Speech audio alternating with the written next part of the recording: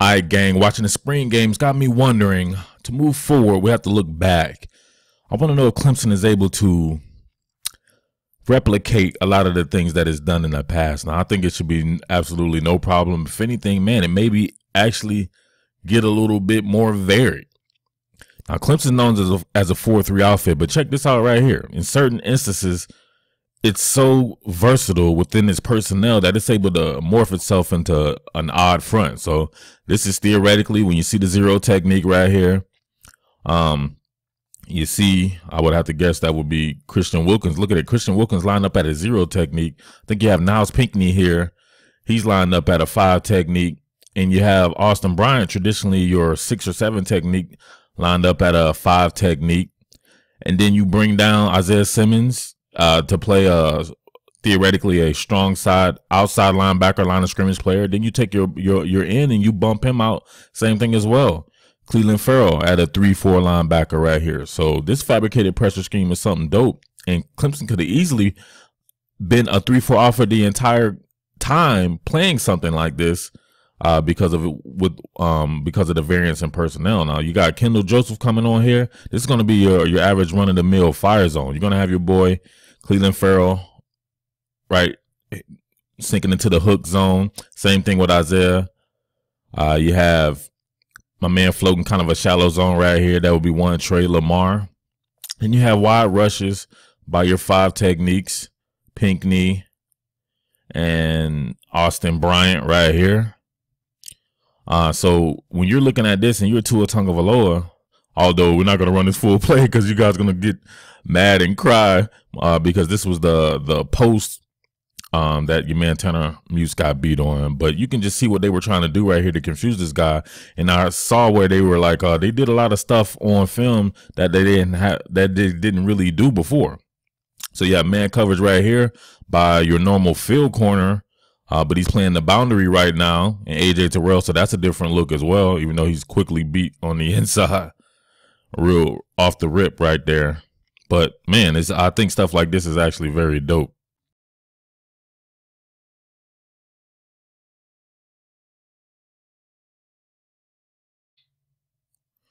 Running again. It's time slower. So you can see the chaos and confusion it causes. And you can see your man Tua Tagovailoa. You're going to play this guy again, perhaps. Maybe, maybe not. We'll see. But you see him staring this down the whole way, like I told you guys before during the playoffs. He does not go through any type of progression. So anybody was saying that about Trevor Lawrence, they should also look at Tua Tagovailoa, who was also young in his progression as a player. But he's staring this down the whole way right here. But, man, imagine now you can have a guy like a Trey Lamar be a Shaq Smith to where he's able to sink back in the zone. He has a lot more athleticism right there. Or if you have somebody sinking right here, it's an Xavier Thomas, who's one of the faster guys you'll see on a line of scrimmage player, and he's able to float zones right here.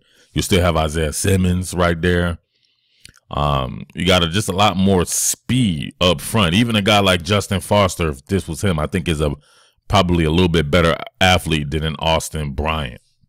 So we'll have to see about some of the inside guys right here. But that just brings me to some of the stuff that I saw in the spring game as far as the guys on the inside, and then Justin Foster and those guys as well. All right, see, now look at this one right here. This is the versatility of it. So this is an under front right here. So you still have your 4-man front right here. Now you bring your line of scrimmage. Now you bring your off-ball linebacker, your strong side linebacker. In this case, is Skalski, and he plays right over the tight end right here.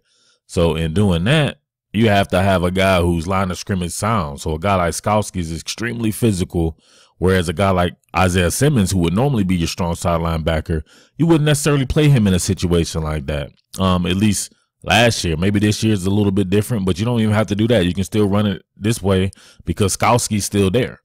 So you're going to have your regular inside zone right here. You'll have, which shows some, check this out. So you're going to have obviously a combo right here coming off your 6 technique. And Jonah Williams right here is going to combo up right here to your man, I think Trey Lamar. So Trey Lamar meets this in a hole right here. You know, he's extremely sound moving forward. So that's the strength of that right there. He actually forces Josh Jacobs, who kind of wants to run there. He forces him to kind of bounce it to the outside where Skowski's in here doing work against Irv Smith, the tight end, and these guys right here. Straight traffic work right here. So that's having versatility within your scheme. See it right there? Boom, minimum gain. Everybody's in on it too. So Cleveland Farrell, Skalski right there, whole bunch of people, a bunch of meeting of the minds right there. But Trey Lamar actually makes this play to me because he fills and spills, right? Fill the gap, spill the run to the outside. Kayvon Wallace, extremely sound when it comes to tackling. One of my favorite players on the team right there. He fills his gap as well. AJ Terrell has contained right here, right? Cleveland Farrell, everybody in here doing work. But watch Skalski get off the block. Skalski working with Irv Smith. You see him discard him, and he's on Josh Jacobs, the running back, for a minimum play. That's Clemson football right there. It's about stopping the run first and foremost, and they have to be able to replicate that.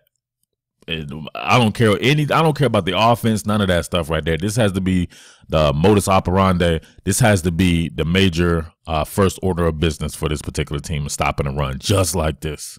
All right, one hand washes the other. Both wash the face. All these guys work in concert. So you're back in your regular even front alignment right here where you have your 2-eye right here. I'm assuming that's Albert Huggins, and you will have Christian Wilkins lined up at a 3 technique right here. But then you have all your backers off the line of scrimmage, right? So you have almost a stack formation with the backers. Obviously, if this guy right here, the strength of the formation, if he was lined up more at like a sniffer position, Skalski will be moved inside, and you would have just almost pretty much a 4-3 stack right here. So when you see something like this and you see Terrell pressed up on Devontae Smith, who's on the tight split right here, you can see the alignment. They're kind of telegraphing this right here, and you know what it is. But even with that being said, you see, I want to say there's Trayvon Mullen right here pressed up against Henry Ruggs right here. So everybody's on a tight split right there. So you know that's going to be man-to-man defense, and they're going to want to try to target the outside. So that's why you will put everybody on the inside right here, because it's more to the outside. So my man AJ Terrell, he's going to be man-to-man right here with Devontae Smith running the out route. He's pretty much beat, and I think they're just probably running kind of a table route right here with Irv Smith, pretty much a flat route. But you can see the closing speed by a guy like Kayvon Wallace, who is almost a pseudo line of scrimmage player, or a front 7 player, I'm sorry, to be able to get out there in space and tackle this. So really good work right here. And it just shows you the versatility within the front. So this is almost different personnel, different alignment groupings on each of these plays right here. Look at a closing speed right there. They just needed 3 yards. Just needed 3 yards, and they weren't able to get that bad boy. And look at the front right here. You got Trey Lamar attacking the line of scrimmage right there. Trey Lamar had an interesting way of running, man. It's like he had 6 bad knees. He had more knees than everybody else, and they all were bad. But check that out right there. Austin Brown on the wide rush. He has contained, making sure nothing comes out the backside over there. Skalski kind of staying home. And more edge contained from Farrell. The rest outside work. And then you have Tanner Muse at a post safety right here. A lot of stuff that Clemson does, man.